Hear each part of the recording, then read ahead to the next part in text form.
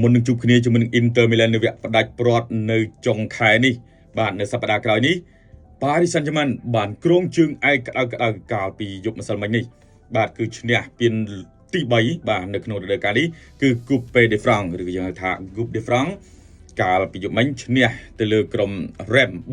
3-0 ដែលការឈ្នះពានយប់មិញនេះគឺជាការឈ្នះ3ហើយនៅក្នុងរដូវកាលនេះនៅឯប្រទេសបារាំងពាន3គឺ Paris Saint-Germain ឈ្នះទាំង3បាទអញ្ចឹងមុននឹងការជួបជាមួយនឹង Inter Milan ពួកគេបាន3ហើយបើសិនជាជួប Inter Milan ទៅទៀតបាទ UEFA Champions League វគ្គផ្ដាច់ព្រ័ត្រហ្នឹង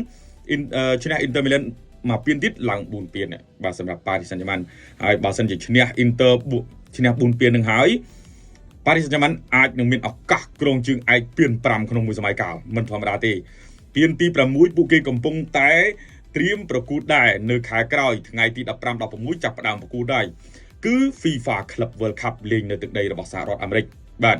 អញ្ចឹង Paris Saint-Germain កំពុងតែមានភាគរយខ្ពស់ដែរក្នុងការគ្រងជើងឯកពាន5ក្នុងមួយសម័យកាលដែលពាននេះនៅតំបន់អឺរ៉ុបមានក្លឹបតែ3ទេបាទនៅតំបន់អឺរ៉ុបដែលធ្លាប់ឈ្នះពាន5ក្នុងមួយសម័យកាលគឺ Real Madrid Barcelona និង Bayern Munich អ្នកទាំង3នឹងធ្លាប់ឈ្នះពាន5ក្នុងមួយសម័យកាលគណៈដែលនៅលើពិភពលោកនៅតំបន់អាហ្វ្រិកនៅប្រទេសផ្សេងគឺធ្លាប់ឈ្នះពានដល់ទៅ7ក្នុងមួយសម័យកាលក៏ប៉ុន្តែនៅតំបន់អឺរ៉ុបមានតែ Real Madrid Bayern Munich ហើយនឹង Barcelona ទេធ្លាប់ឈ្នះ5សម័យកាលបាទក្នុងមួយរដូវកាលហើយឥឡូវនេះ Paris Saint-Germain កំពុងតែត្រៀមជ្រៀតចូលឈ្មោះគេឯងដែរហើយឥឡូវនេះបាន3ហើយនៅប្រទេសបារាំងគឺគេឈ្នះពាន3ហើយដោយពានទី1ពានទី1ដំបូងគេនៅក្នុងឆ្នាំ2025នេះគឺពួកគេឈ្នះ Trophy des Champions កាលពីថ្ងៃទី5ខែមករាឆ្នាំ2025ហ្នឹងឈ្នះវគ្គផ្ដាច់ព្រ័ត្រគឺពួកគេឈ្នះពាននៃ Trophy des Champions ហើយ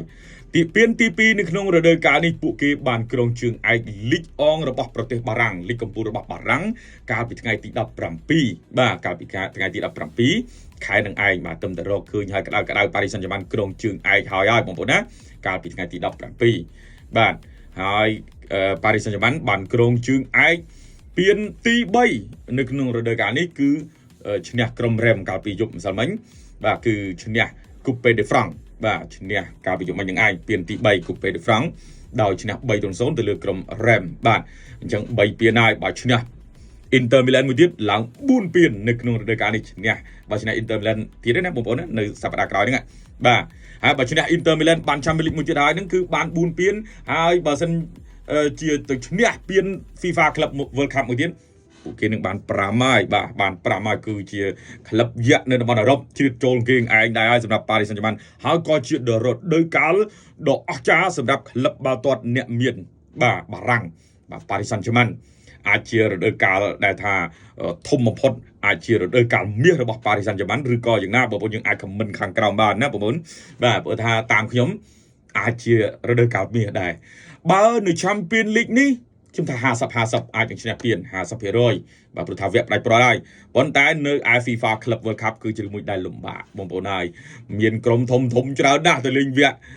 ទៅលេងនៅ Club World Cup ហ្នឹងបាទទៅពីអឺរ៉ុបហ្នឹងចូលមិនជិតទឹកក្លឹបទេជាង10ក្លឹបបាទសតក្លឹបយក្សទៅទៀតគណៈដែល Pool B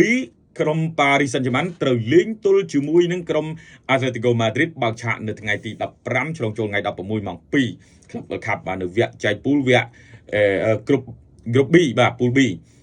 នៅក្នុង Pool B នេះគឺមាន Atletico Madrid មាន Botafogo Seattle Sounders និង Paris Saint-Germain បាទ